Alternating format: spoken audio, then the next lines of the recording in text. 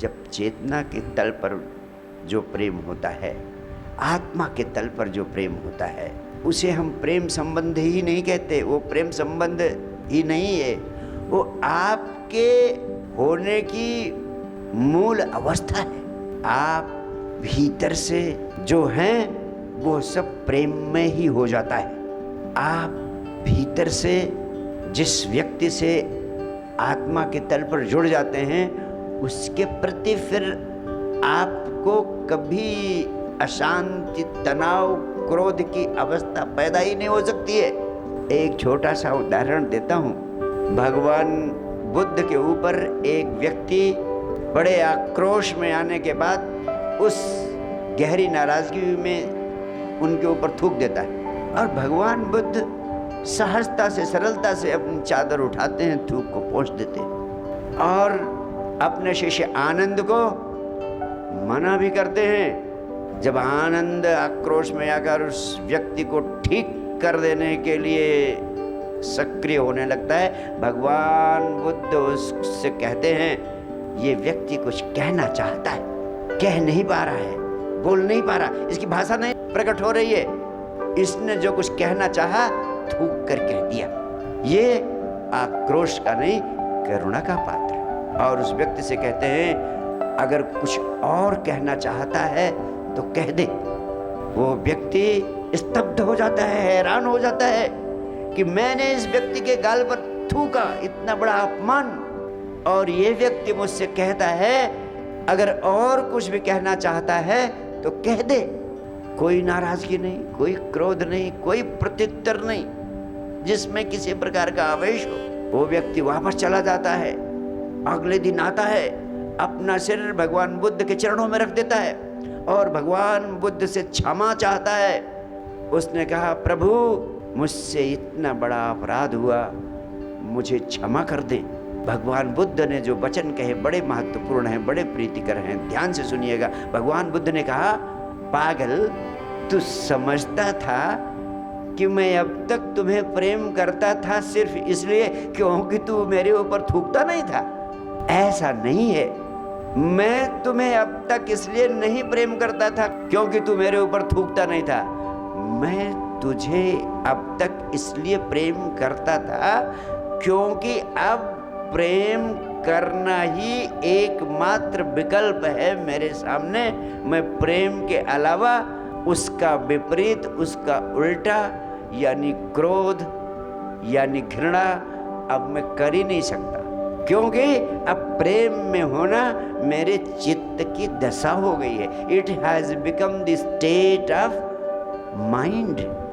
अब state of mind हो गया। प्रेम में जीना ही मेरा जीवन हो गया है। अगर प्रेम में जीना ही तुम्हारा जीवन हो जाए, अगर प्रेम में होना ही तुम्हारे चित्त की दशा हो जाए, अगर प्रेम में होना ही तुम्हारा स्टेट ऑफ माइंड हो जाए, तब समझना कि प्रेम तुम्हारे आत्मा के तल पर विकसित होने लगा है।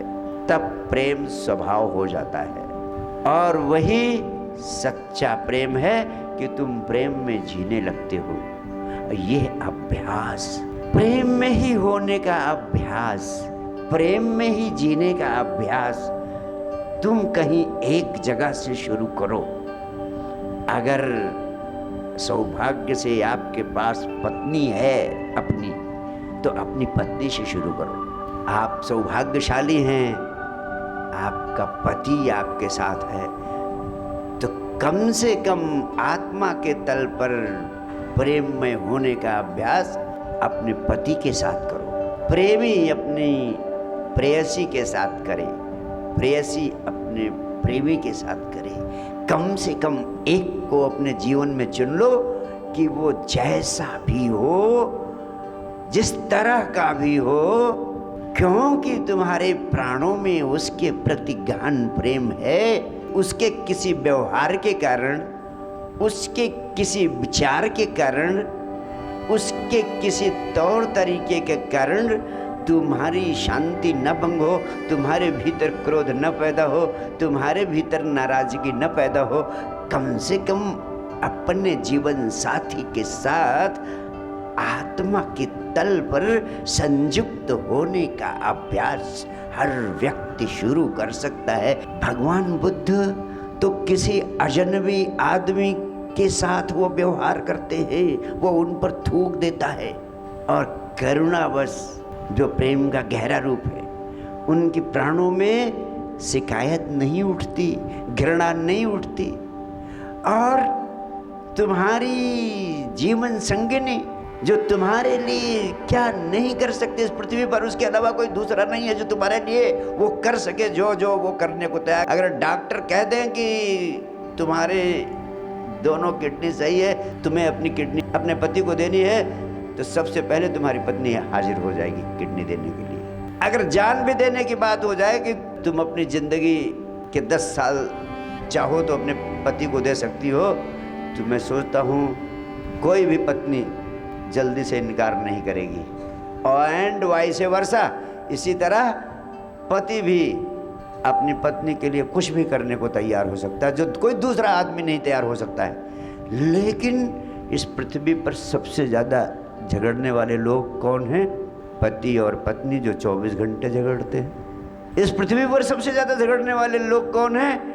प्रेमी और प्रेयसी, जो एक दूसरे के लिए सब कुछ करने को तत्पर।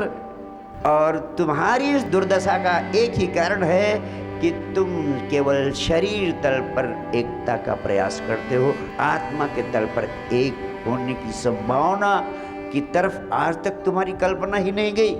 अगर एक प्रेमी अपनी प्रेयसी को इस कारण प्रेम करता है कि ये वो सुंदर है, एंड वाइस वर्सा, अगर वो सिर्फ इस कारण प्रेम करता है क्योंकि उसका व्यवहार अच्छा है, एंड वाइस वर्सा, अगर वो इस कारण से प्रेम करता है कि उसके विचार अच्छे अच्छे हैं जो उससे मिलते हैं, एंड वाइस वर्सा, इसी तरीके से अगर एक पति अपनी पत्नी को प्रेम करता है सिर्फ इसलिए कि वो सुंदर है, और पत्नी भी अपने पति को प्रेम करती है सिर्फ इसलिए कि वो सुंदर है, कमाता है, सिर्फ इसलिए पति प्रेम करता है अपनी पत्नी को क्योंकि उसके विचार से मिलते हैं, केवल इसलिए प्रेम करता है कि उसका व्यवहार उसके प्रति अच्छा है।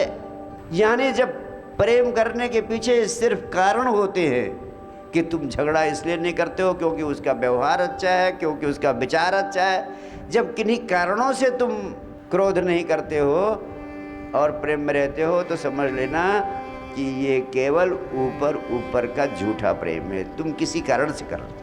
अगर तुम वास्तव में अपने जीवन साथी को प्रेम करते हो तो कारण कितने भी विपरीत हों, कारण कितने भी उल्टे हों, आपका प्रेम पत्नी के प्रति, पत्नी का प्रेम आपके प्रति कभी भी क्रोध, कलह और उपद्रव, अशांति से भरा हुआ नहीं हो सकता है। जब दूसरे व्यक्ति के साथ नहीं हो सकता है आत्मा के तल पर प्रेम से भरे हुए लोगों का, तो उसके प्रति जो अपने इतना निकट है, जो अपना जीवन साथी है, जो अपना जीवन प्रेमी है, जो अपनी जीवन प्रेयसी है, उसके साथ कैसे हो सकता है? तो ज़रूरत है कि प्रेम आपका स्वभाव बने।